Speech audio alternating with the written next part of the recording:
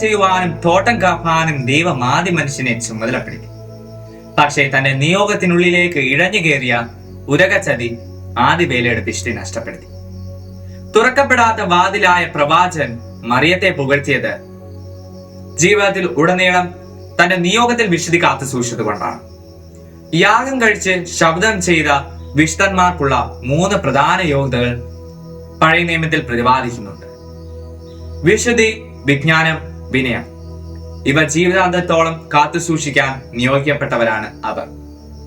ദൗത്യയാത്രയിൽ പലരും പ്രലോഭനങ്ങളിൽ തട്ടി ഇടറി വീഴാറുണ്ട്. എന്നാൽ മറിയാം എല്ലാ പ്രലോഭനങ്ങളെയും മറികടന്ന് വിശുദ്ധിയിലും വിനയത്തിലും ജീവിതാന്തത്തോളം ജീവിക്കുകയാണ് ചെയ്തത്. ആരുടെയും മുന്നിൽ അടിയറവ് വയ്ക്കാനുള്ളതും ഉരിഞ്ഞു കളയാനുള്ളതുമല്ല നമ്മുടെ വിശുദ്ധി.